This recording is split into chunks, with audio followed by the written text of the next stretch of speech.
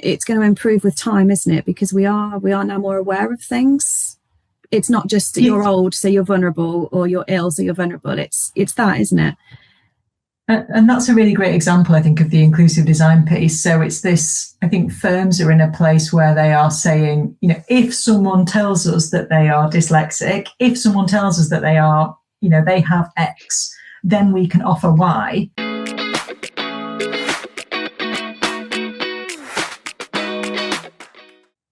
Hello, welcome to Purely in Conversation, Later Life Lending with Pure Retirement. I'm Gemma Brown, and today we are joined by Lauren Peel, the Senior Partner at Inclusive Outcomes. Hi, Lauren, how are you? Hi, yeah, I'm good, thank you. How are you? Yeah, not too bad, thank you. Thanks for joining us today. So can we just start off, if you just want to introduce yourself and tell us a little bit more about your role at Inclusive Outcomes and what your day-to-day looks like? Yeah, so I'm Lauren Peel, Senior Partner at Inclusive Outcomes.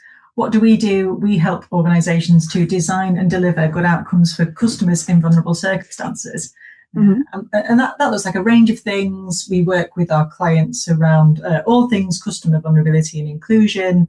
That can start with helping firms understand where they are with their vulnerability strategies and what they need to do next. It looks like a lot of customer insights and lived experience work. So we know that understanding the needs of customers is key to everything, and particularly true in vulnerability. So we do a lot of research, both speaking to customers and also surveys with customers about their needs. And we also do a lot of workshops. So we, including with the Equity Release Council, we will do workshops around understanding customer needs and what does that mean for journeys and products and service design. So always about customers and what's best for them, and really great to work with a range of clients across financial services, including Equity Release, on what they could be doing to improve those outcomes. Oh, brilliant. So you've worked across, you worked with Aviva, Fair for All Finance, and now obviously you're the leader at Inclusive Outcomes. So what inspired your focus on vulnerability and inclusion? So it's clearly something you're passionate about. Yeah, I think it's something that's true across vulnerability leads. Whenever you meet anyone who's working either in a role of vulnerability or, is a vulnerability champion or has that as part of their role, there's always this real, I think, passion for equality that's been there for a long time, whether that's based on their own experiences or just, I guess, seeing unfairness in the world. So, for me personally, I am from a mining village in South Yorkshire. I grew up near Doncaster. I grew up in an area where there was lots of poverty, lots of people with health issues, not great access to education or employment. And when you see that around you day to day, and kind of then if you do get the chance to kind of go to university and go to work, you start to see these disparities. So that's always made me really passionate about equality and how do we make sure that there's access for all and people have access to equal services and opportunities. So on the one hand, I had this kind of personal passion from an early age. And then when I joined Aviva was my first role, a company that's really passionate about doing the right thing for customers and delivering good customer outcomes, even pre-consumer duty, when that wasn't the language we were using. It was really great to work with so many people who cared about doing the right thing for customers and kind of trying to make those journeys and experiences better. So I've been really lucky over my career to bring that passion to life in a professional way, first at Aviva, then at Fair for All Finance, working in financial inclusion, and now at Inclusive Outcomes, working across, we talk about vulnerability. We know it's not the language that people like to use, but working across, improving access for people with disabilities, people with mental health conditions, people with low financial capability. How do we improve all of that so it works better for everyone, kind of not just the mainstream mass market customers? Yeah.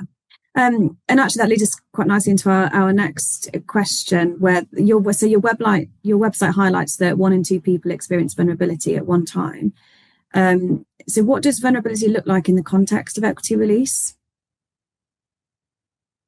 So one in 2 people with a vulnerability characteristic is the FCA's definition across their 4 characteristics. So it's a number that gets used a lot.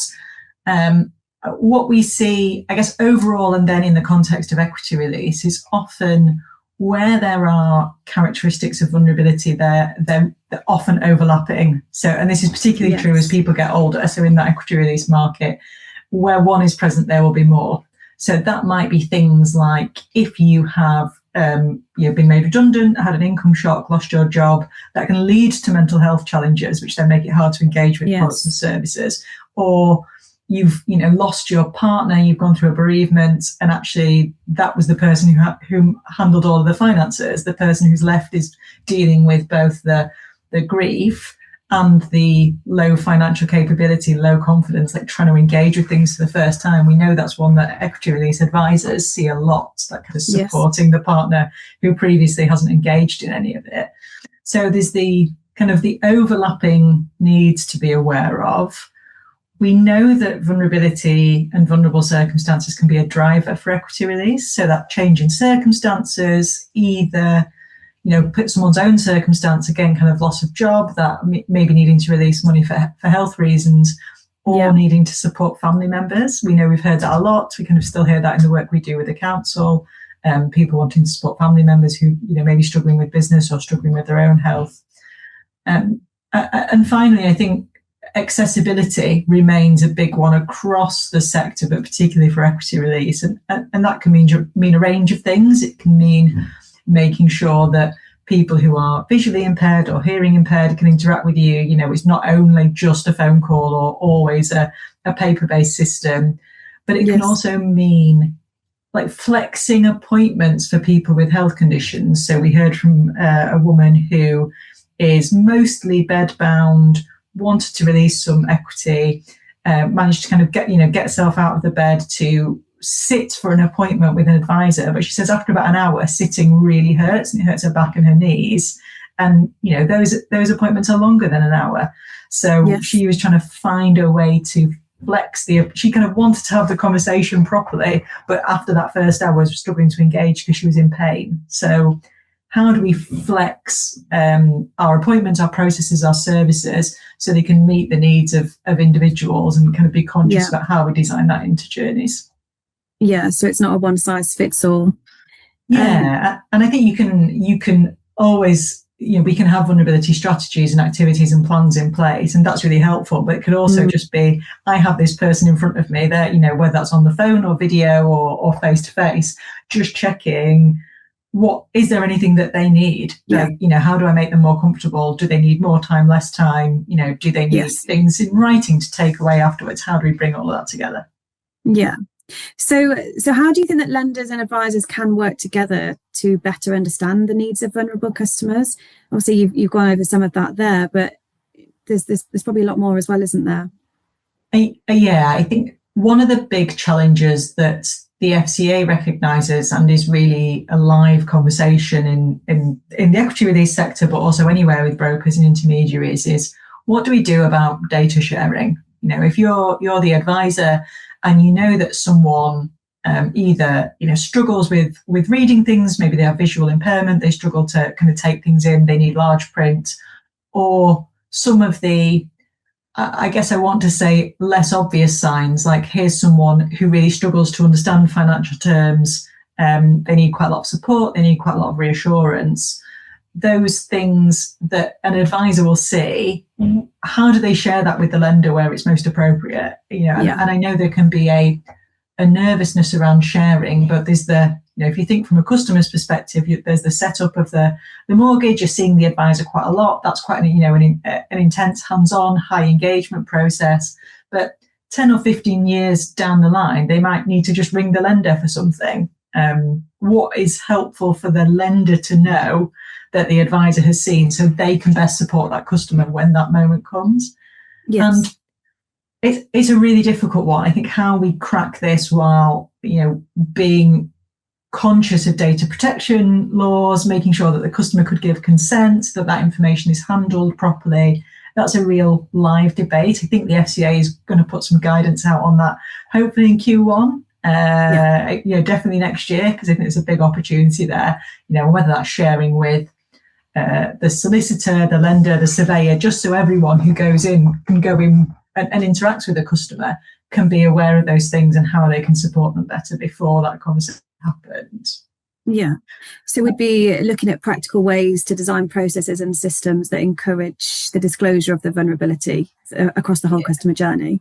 Yeah, it's the disclosure and then the sharing if you've got it. If you're the person who's seen that, and you could be anyone in that journey, it might be the solicitor who sees that for the first time.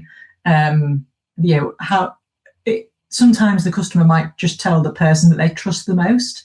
Sometimes the customer might not tell anyone, but it's something that you see or you hear or you pick up in a conversation. How do you then capture that and share it remains a challenge. Yeah. And disclosure strategies overall, I think, to be honest, still need a fair bit of work. I think, we as providers, lenders, advisors, kind of people in the sector, know why they want that information from customers. Kind of everyone knows that if they've got it, they can do something with it. If you put yourself in the customer's shoes, why would they tell you something that might be quite personal and might be quite sensitive when they don't know what the impact of telling you something is? So that's true.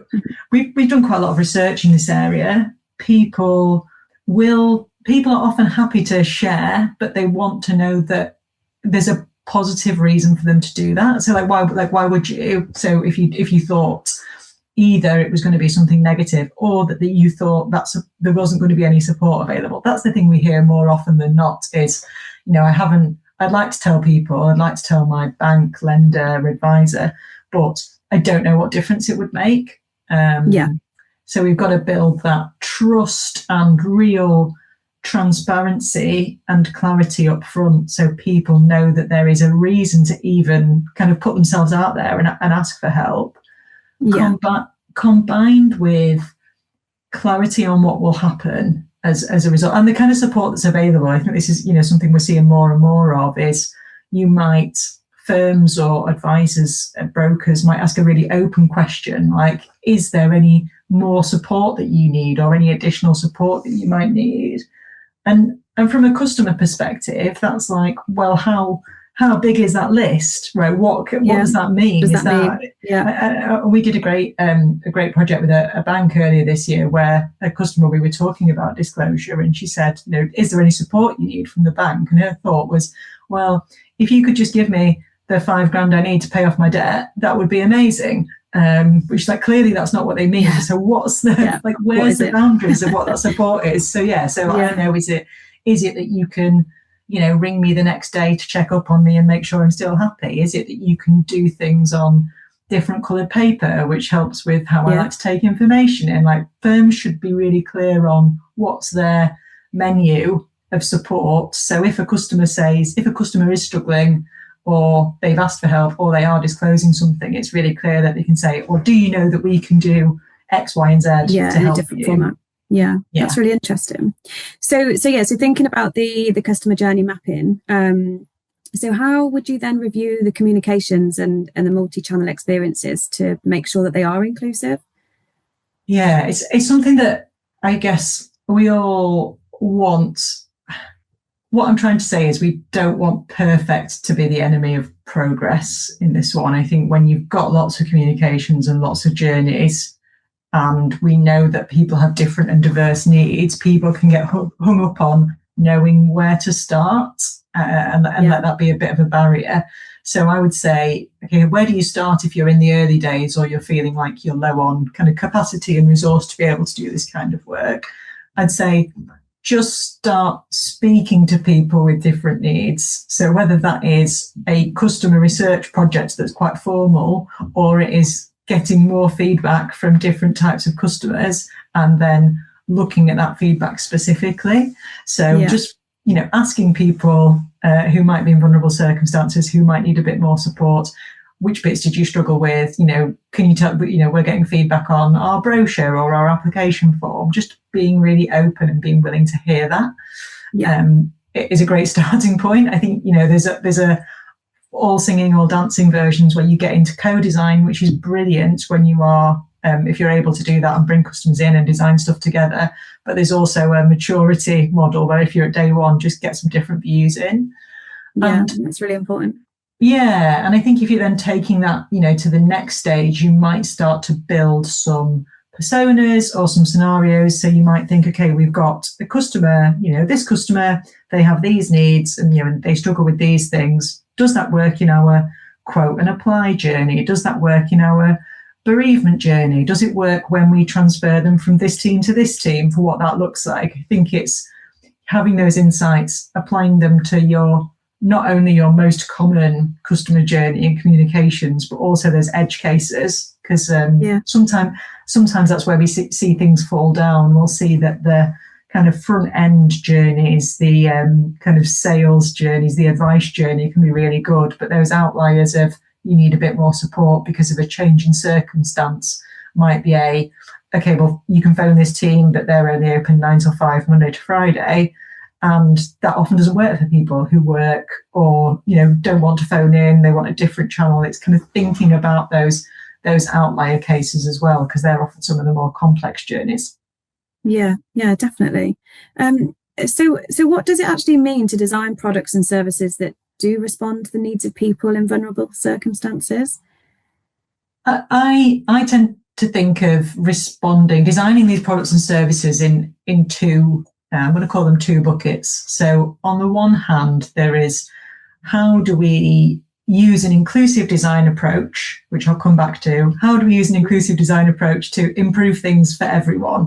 So in inclusive design, you might speak to customers with diverse needs, make sure you've done a range of needs, take those insights, those findings, and apply that across everything. So often that's when we will hear, it needs to be simpler, it needs to be plain English. It would be great if you could give me a checklist of the things that you need me to do next, so I'm really clear on what the actions are and who's doing what. And although we hear that from customers, with different needs, maybe neurodiverse customers who often just use the word brain fog with us, and they say they kind of, if they're going through something, they struggle to remember stuff. They are insights from customers with diverse needs, but they work for everyone. So on the one hand, there's like, how do you just make this better for people, for all of your customers? And then how do you respond? How do you have services that respond to vulnerability? So for me, that is when someone, has disclosed, has told you something, or you've identified that, what are the things that you can change as a result? And the Equity Release Council released their Safe Steps guide earlier this year, which has got some really great examples of that. And that kind of outlines scenarios where someone has either has a condition or is going through a circumstance, is going through that change, real tangible examples of what advisors have done, lenders have done, surveyors have done, and is a really great training material and kind of starting point for firms who are looking at what they can do in there. If we find this, what do we do differently? And the FCA has done some focus work on that kind of how do journeys change and be flexible, particularly in response to bereavement and power of attorney. So we know they are complex, highly emotional, often quite challenging journeys. We know that if you're a customer going through that, you might be having a totally different journey with your bank to a mortgage provider, to a pensions provider. None of those journeys are standardized. Responding flexibly means that, if someone tells you, I'm struggling with this, I can't do this, I need support with this, you can actually do something about it rather than just force them into the single one-size journey that fits everyone. So my daughter is dyslexic, so we found that out a couple of years ago. And it's not until you know somebody like that, where now, whenever we go anywhere, so like if there's a menu and it's all on white paper, that's a nightmare for her. But all that place needs to do is just change the menu so it's purple, make the font a little bit different, and then it suits her and it also suits everybody else, because it's fine for everyone else, isn't it, as well? So it's as you were talking there, I was thinking quite a lot about that, and I do wonder if not that we're more acceptant of neurodiversity and things like that now. So I wonder if this is something that's going to improve with time, isn't it? Because we are now more aware of things. It's not just that you're old, so you're vulnerable, or you're ill, so you're vulnerable. It's that, isn't it? And that's a really great example, I think, of the inclusive design piece. So it's this, I think firms are in a place where they are saying, if someone tells us that they are dyslexic, if someone tells us that they are, they have X, then we can offer Y. And it's like, but also you can just offer that from the start, to your point. Yeah. You don't have to come in and go, I'm dyslexic, can I have a purple menu, please? You could, it works for everyone. The really classic example that gets used is about like wheelchair accessible ramps. If you think this will work for wheelchair users, it also works for people with pushchairs or people with like dragging suitcases who don't have to lift them up. You know, there's all, you can design for one, but it works better for everyone. So it's a really great example. I had an example of the pushchair actually, because I never really considered how far bushes came over into the path until I had a pushchair. And then when I was on maternity leave and I had to take my pushchair out into the road, so I actually went to the council and said, this is not okay. But I never would have noticed that before because I didn't have a pushchair. So it's that, isn't it? Yeah, and I think that's why the insights piece is really helpful, because so much of it it's not bad intention. It's just that you don't know. Like until you've been through that, or someone close to you's been through it, and you understand it, and you go, "Blimey, I just had never like you only know your own experience." Exactly. So learning from that and then putting that into action in different places, personal life, work life, it can make a big difference. The dyslexia has really opened my eyes quite a lot to quite a lot of different things actually. Because even the Kindle now, a Kindle, you can put a dyslexic font on it, but it doesn't mean that somebody without dyslexia can't read it. It just it's really interesting. So putting measures like that in place, how do you think firms can then monitor and assess the outcomes of vulnerable customers and then use that insight then for continuous improvement? Well, I think one of the reasons we've seen so much focus on disclosure and identifying customers in vulnerable circumstances, we hear a lot, in my work at Inclusive Outcomes, we hear a lot of people talking about their percentage rate, what percentage customers have told us something. And that links back to the ability to monitor outcomes. So you can, if you've got your normal kind of standard outcomes monitoring in place, you can say our customers who we've identified or disclosed have, we've got enough sample to look at their outcomes versus the ones who haven't. Which is in an ideal world, you would know who everyone is who has additional needs and have enough sample on both sides to be able to do that really well. We know that that's not really the case. People are, and there's lots of people who haven't disclosed. It's not the best measure of outcomes monitoring unless you've got a really robust kind of approach and sample. So I would say kind of for the majority of firms who aren't there yet and don't have that, I would be looking into some of the kind of the MI and the insights that I can get internally with that vulnerability lens. So I might be looking at my complaints data and doing more of a sample and looking at what those themes are and how do they link back to vulnerability. I might look at, so often we might look at kind of the average time or the average number, the average time of things and kind of just monitor the average. It would be great for firms to look at who's the furthest away from the average, kind of highest, lowest, slowest, fastest, and look at those cases, almost go, okay, forget what the average is at the moment. Yeah. What are the themes of the outliers? Because often that's where some of the more complex cases will be. And it may be that by looking at those kind of outlying cases, you can get to there's something here that links to vulnerability. You might find that all of the customers who are taking, months and months longer all have low financial capability and they struggle to understand the documents and they're less confident in the process. So what are the almost more creative ways you can look for? What are some of the themes that come through that can link to outcomes? Yeah.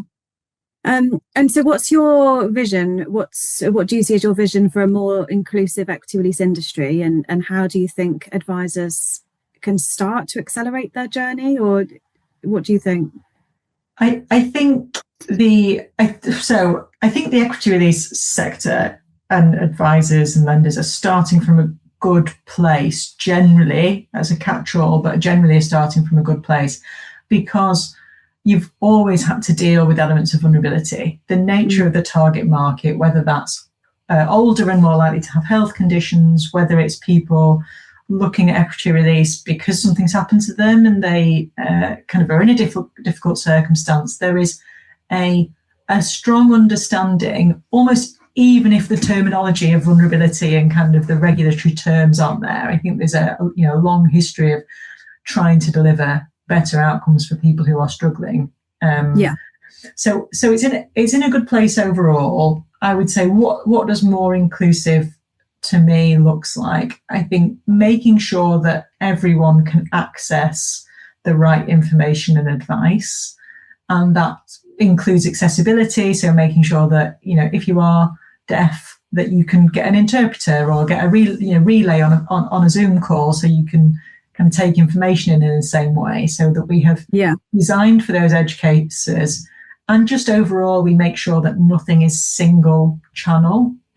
So kind of even thinking beyond those specific vulnerability needs, we're making sure that people can't only access us by phone in a certain time, because we know it just doesn't work for people. And just, this is true across all financial services, but including equity release, just real clarity in the communications. Look, we know we've got some terms that are never going to be the easiest to get through. Compound interest and what that means is never going to be something that can be the easiest to understand term for people who've never engaged with it. But if we had in mind that most people struggle with maths and numbers, and lots of people struggle with literacy, and your average person has never worked in financial services and doesn't have the kind of the knowledge and experience that we do, how would we design that differently? I think the old saying for it would have been like, how would you tell your parents about this? How would you tell your grandparents about this? Or how would you tell someone down the pub about this? We have to really get back to simplicity as much as we can to help people understand and support them with those outcomes. Yeah, that's really interesting. It's so important as well, isn't it? Thank you, Lauren. That's all been really, really interesting. We've covered quite a lot there. One question we ask at the end of all of our podcasts. So if you could take your younger self out for a coffee, what advice would you give your younger self?